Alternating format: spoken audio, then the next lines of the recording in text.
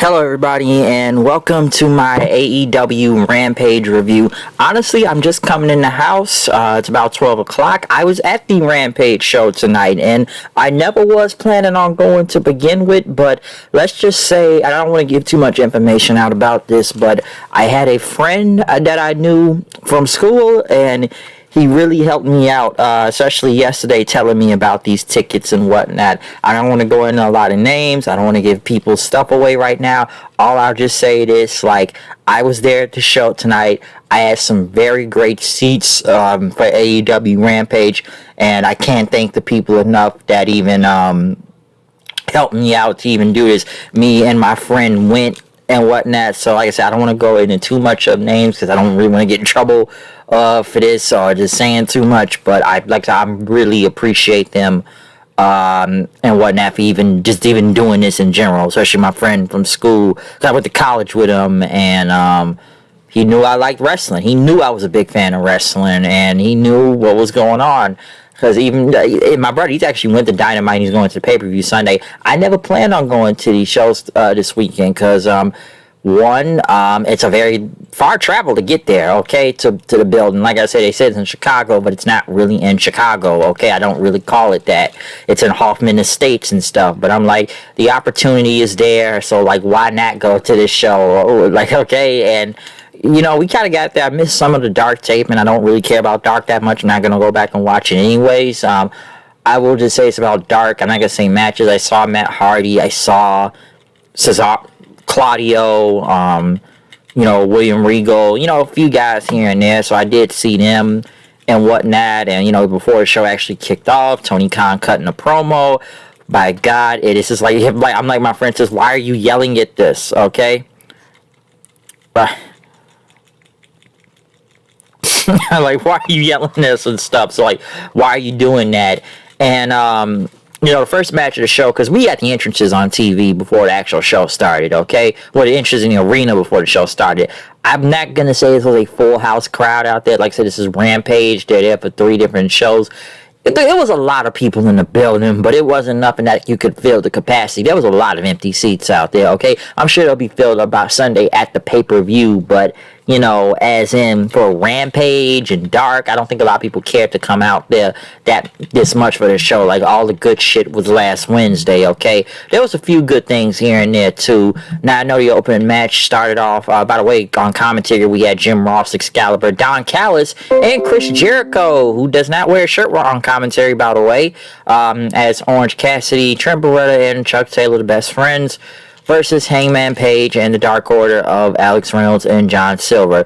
Listen, I'm going to say this. You're going to like this match or you're not going to like it. Some would say you need to suspend disbelief, but that only works sometimes, okay? Was there a lot of comedy in this match? Yes, it was. And I know a lot of people aren't going to like this. And trust me, I don't like a lot of these people in this match in general, okay? I only probably like maybe 3 of them. You already know how I feel about Orange Cassidy. I'm not going to go into that.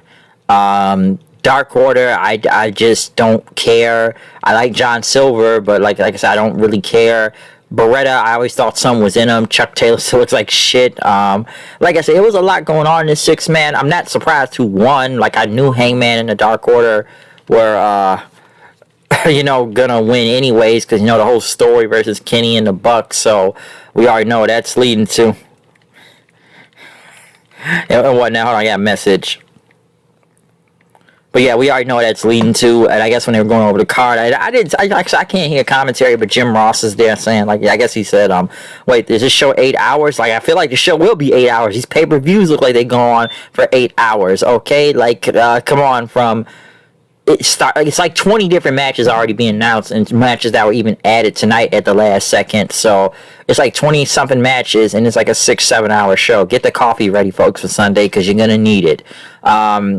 Ray Phoenix, though, went against Blake Christian. Ray Phoenix won. Like I said, they're still going over a lot of the show. Sammy Guevara and Tay Conti went against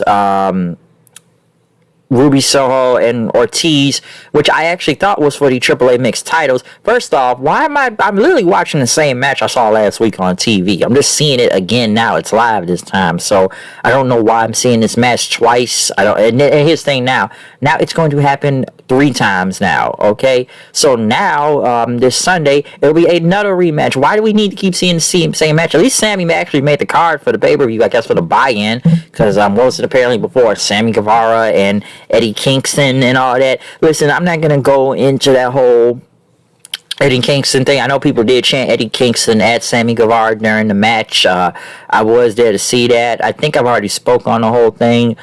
At the end of the day, like, the whole thing, yes, it wasn't unprofessional, but I think Eddie Kingston did make himself look bad in all of this, okay? Which he knew what he did is unprofessional, but at the same time, should he have really been rattled because someone called him fat? And I saw the promo, too, that was, cut out from TV and everything. It's like, Eddie could just came back with a good line and just go on that.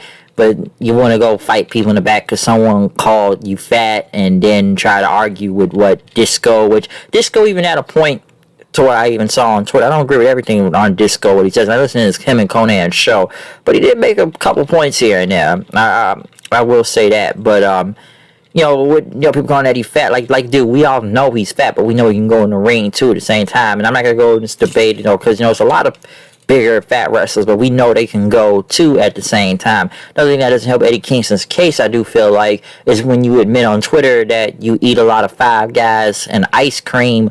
What do you think was going to happen? What people call you then? So, like I say, I think he did make himself. He didn't make himself look bad. And maybe some say he already had a problem with Sammy, to what I heard already, and this is probably a reason for him to actually try to fight him. So, he admit what he did was wrong. I heard Sammy explain it too and the whole thing, but at the same time, it's like he shouldn't have let that phase him. Like, okay, he called you fat. Like he talked about your mama or something, or your family or something that you can get really pissed about. Like, he should have just shrugged the whole being called fat thing and just keep it moving and just come up with a better promo. Because, like I said, it's not really looking good out for him right now and whatnot. Just from, I don't know. I'm not going to go from the whole sensitive or Karen, which sometimes he's become a Karen now, or not in real New York. I've been seeing that too. But, like I said, I think he did come out bad in that whole situation, though. But, hey, he still made the card for, against Ishii coming up this Sunday. Still, so we'll see where that goes. But hey, get suspended. You're on the card this Sunday, and whatnot. It's kind of crazy when you think about it.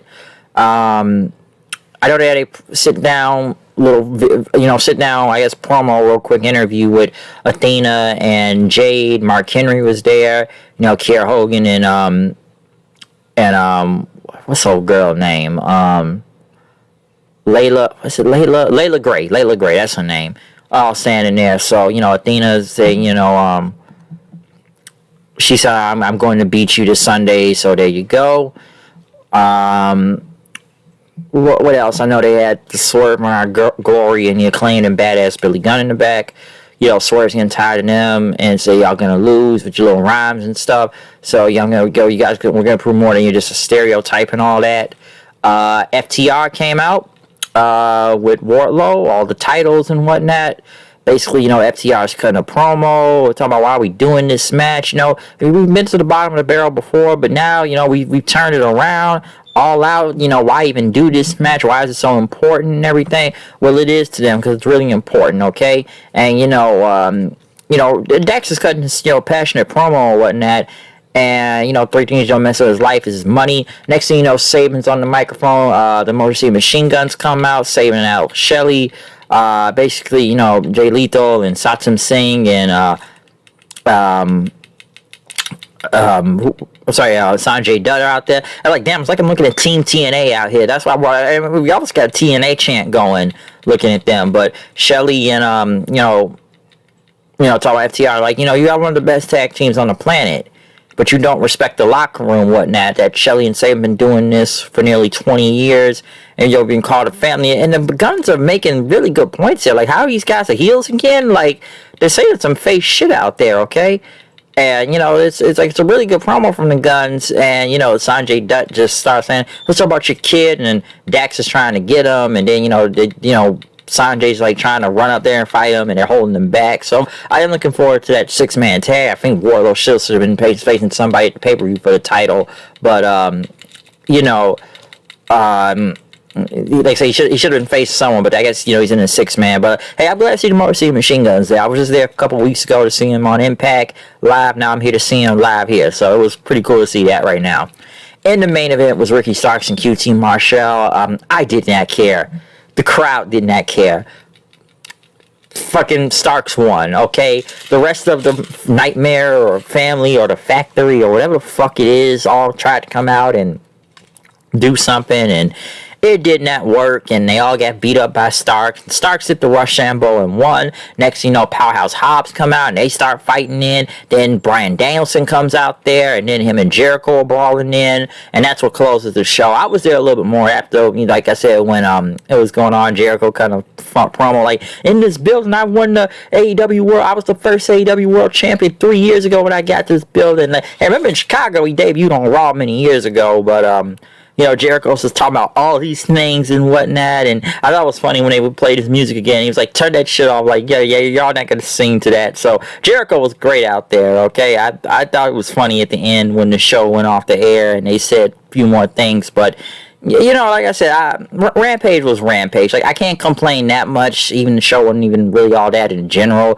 But I'm like, hey, man, motherfucker, I'm going here for free anyway. So, like, why not take the opportunity? And I took the opportunity, and I went, and I had a fun time, okay? So, like I said, I'm not going to the pay-per-view Sunday and everything. Like I would like to do that. But, hey, I'm just glad I even got to do this, all right? So, I can't complain any way, shape, or form. This was a last-minute thing. I really didn't expect to be going here tonight, but I was there tonight, and I had a fun-ass time, okay? Me and my friend had a really fun time there. Incredible seats, just some good shit, man. Like I said, I didn't see it. I just didn't know this was going to happen, but like I said, I'm very appreciative of all of this, that someone even just look out like that to hook me up with this, so... Cause I had no plans of going out to any of these shows. Like, I knew they were going to be in Chicago for 3 shows, but I'm like... fuck it, like, you take the opportunity. If it's put right in front of you, you gotta take it. Okay? So, I'm glad I did. I had a fun-ass time. I really did. And, even fans, just being drunk fans right behind us having fun and chanting crazy shit, like, that was funny, too.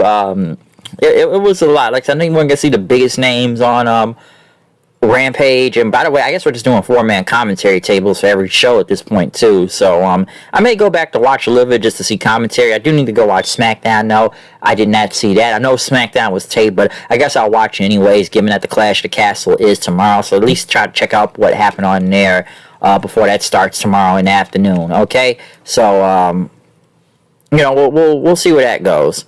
But other than that, though, like I said, comment, subscribe, follow me on Twitter, HoodKnight890. We will see you tomorrow for Clash of the Castle. We will have a review for that. We will see for All Out this weekend. We will have a review for that. We may have a review for Worlds Collide. We'll see what happens with that. But the review is going to be coming, folks. We got a lot of reviews coming this weekend. It's a lot of stuff going on in wrestling right now, okay? So we'll see who's going to be the better shows this weekend, okay? And we're kicking off tomorrow in the afternoon. So we'll see what happens. Other than that, comment, subscribe, follow me on Twitter, @HoodKnight890. I'm out. See y'all later. Peace.